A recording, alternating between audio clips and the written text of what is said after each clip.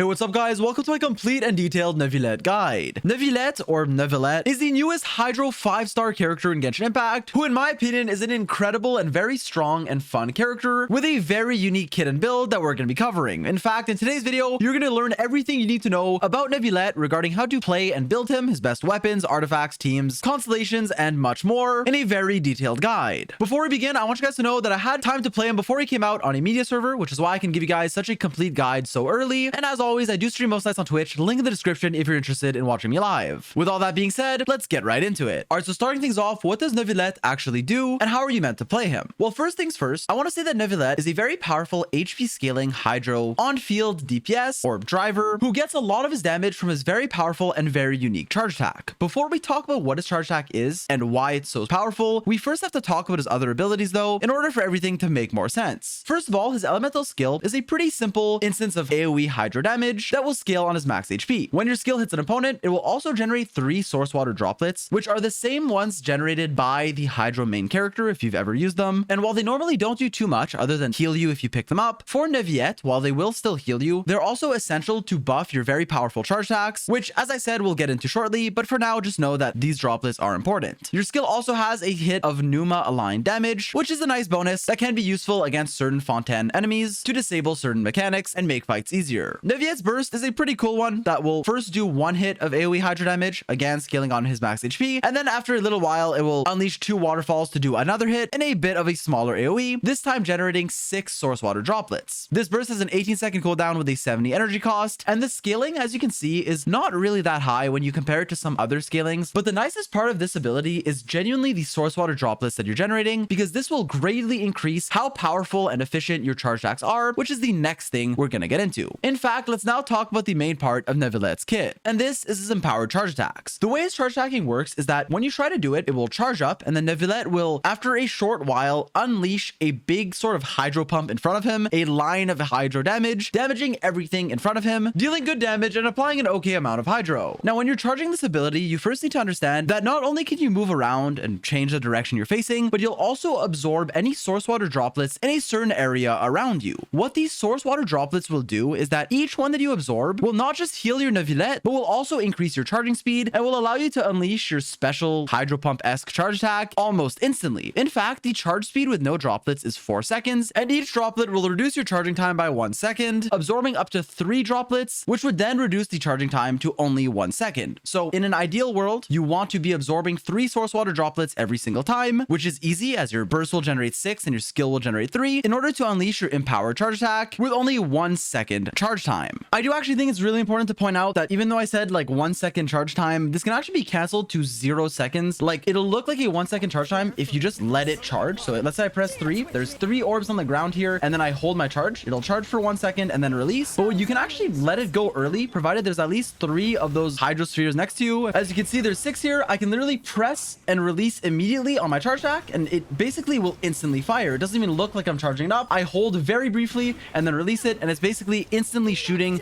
his charge attack, provided there's 3 of the orbs on the ground. It's also worth noting that while you can only absorb 3 droplets for 1 charge attack, having 6 or even 9 out on the field from your burst and skill is still good, as it will allow you to do multiple charge attacks in a row, charging them all up as fast as possible, healing you back up as well, even if you can only get 3 at a time, as these droplets do last for a long time on field. Moreover, your empowered charge shot, other than just being a cool hydro beam in a line in front of you, will also not consume any stamina to use and will last for 3 seconds. Neuvillette's HP will also be decreasing continuously if you are above 50% HP. So as long as you're over half HP, you're going to be losing HP, being the equivalent of 8% of your max every 0.5 seconds, which does add up to quite a lot. What's nice though is that you'll stop consuming HP if you're no longer above 50%, and you can also heal it back up very easily, as each droplet will increase your HP by 16%, which means that consuming 3 droplets will heal you back up and you shouldn't have to worry too much about it. Now, your special charge attack does actually do a lot of damage. As you can see, the scaling here, while it might not look very high, it actually will hit 8 times within its 3-second duration, which is a lot. So the scaling definitely adds up. It scales on your max HP and honestly will be quite a bit of personal damage and the main part of your kit. This damage is also increased thanks to your passive talents, with this first passive talent actually giving your unique charge attack a higher scaling. In fact, when a party member triggers any hydro reaction, you will gain 1 stack, stacking up to 3 stacks, making your hydro beam deal 10%, 25%, or 60% more damage, depending on how many stacks you have. keep in mind this isn't just damage bonus, it's literally your scaling will be higher, so it actually is quite a lot more damage. Now keep in mind though that it can be hard to stack this passive more than like 2 times because each independent reaction here will only contribute to 1 stack maximum, meaning that in order to get more than 1 stack, you have to trigger more than 1 reaction. You can't just vaporize 3 times. You'd have to, for example, vaporize, hydro swirl, and bloom in order to get 3 different stacks. Overall though, this passive is still a pretty big amount of damage that you're usually getting for free, as pretty much all of his team comps want to be proccing hydro reactions anyways. For Neuvillette's second ascension passive, it's just a free amount of hydro damage bonus up to 30%, which is a lot based on how high his HP is. In fact, for every 1% of HP he is above 30%, he will gain 0.6% hydro damage bonus, with the maximum being 30%, which would mean being at 80%